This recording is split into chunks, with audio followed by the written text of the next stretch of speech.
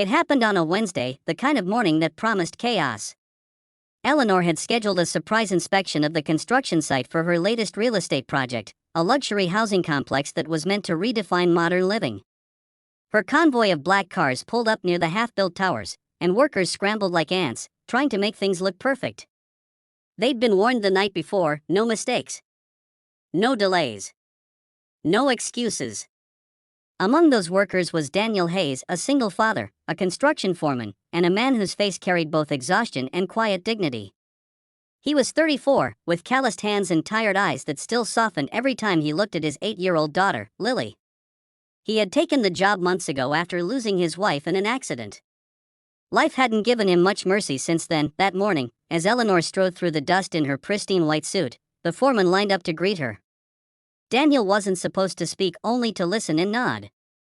The woman beside him whispered, "Don't say anything stupid. She fires people for breathing too loudly." He stayed silent, clutching his clipboard. Eleanor began her inspection, her words slicing through the air. "This is behind schedule. That column's misaligned.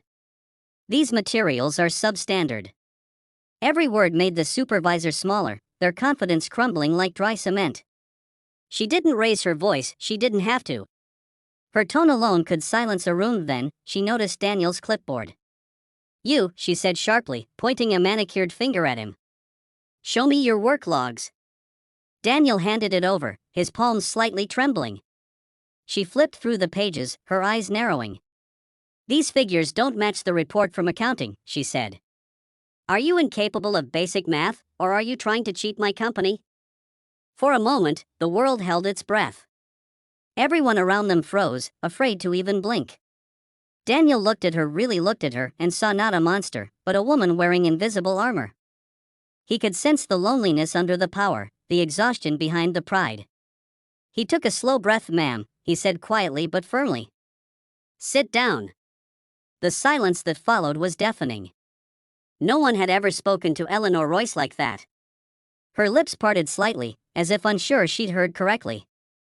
"Excuse me," she said, her voice like ice. Daniel didn't flinch. "Please, sit down," he said again, his tone calm but steady. "You've been walking around this site for hours, in heels, in the dust, without even taking a break. Just sit for a minute. Let me explain." Every pair of eyes darted between them, waiting for the explosion, the dismissal, the humiliation, the end of Daniel's job. But something strange happened instead. Eleanor hesitated. For the first time in years, someone hadn't bowed, hadn't apologized, hadn't tried to impress her. Someone had seen her. Slowly, almost awkwardly, she sat on a nearby bench, brushing off a spot with her hand. Daniel crouched beside her and showed her the reports. "The accounting department's numbers are outdated. These are the updated logs from last week. We had to adjust for weather delays, the rain set us back 2 days. No one's cheating your company. We're just trying to do our best." His voice was steady, sincere. "My men are good people. They've been working 12-hour shifts to catch up. They're scared of losing their jobs. They don't deserve to be talked down to like this." Eleanor said nothing. She stared at the papers in her hand, her eyes moving across the numbers she'd misread. A faint blush touched her cheeks. She hated being wrong, but more than that, she hated realizing she'd been cruel. For the rest of the inspection, she was silent. When she finally left, she simply said, "Continue your work, Mr. Hayes," and stepped into her car without another word. That night, Daniel came home to a small apartment, where Lily greeted him with drawings and laughter. She was the light in his gray world, the reason he kept going. As they ate dinner, he told her about the mean lady who'd visited the site. Lily giggled. "Did you tell her to be nice, Daddy?" He smiled. "Something like that." The next morning, Daniel was called into the corporate office. He expected the worst: security guards, termination papers, maybe even legal threats. But instead, he was led to Eleanor Royce's top-floor office. She stood by the window, looking out over the city skyline. "Mr. Hayes," she said without turning around. "Do you know what happens to people who tell me to sit down?" Daniel swallowed hard. "I can imagine. They usually don't work here the next day." She turned to face him, her expression unreadable. "But you're different. You reminded me of something I'd forgotten, that leadership isn't about fear. She paused, then did something no one had ever seen her do before. She smiled, faintly but sincerely. I owe you an apology. For a moment, Daniel didn't know what to say. Billionaires didn't apologize, especially not to foremen. But she did. And something shifted between them, a quiet understanding, a bridge built out of humility and honesty. Over the next few weeks, Eleanor visited the site often, but her tone had changed. She asked questions instead of barking orders. She started learning people's names, asking about their families.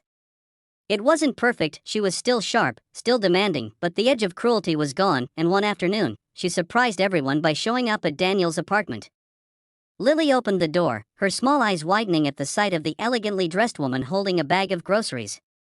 Hi, Eleanor said awkwardly. I thought I'd bring something for dinner. That evening, the three of them sat around the small dining table, laughter filling the room. Eleanor watched the little girl tell stories about school and missing her mom, and something inside her broke in the best possible way. She realized that all her wealth, all her power, had never given her what this small apartment had: warmth, connection. Family weeks turned into months.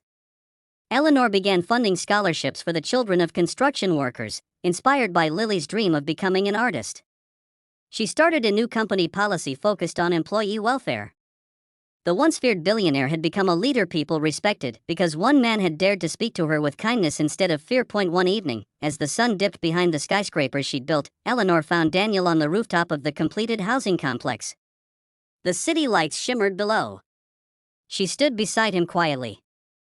You changed me, she said softly. No one else ever tried. Daniel looked at her, his expression gentle. You just needed someone to remind you that you're human too. She smiled, a real one this time. And you needed someone to remind you that good men still make a difference. They stood there in silence, two people who had met as strangers, one broken by loss, the other hardened by success, and somehow healed each other. Sometimes, it doesn't take power to change someone's world. It takes courage, compassion, and the simple act of saying, sit down.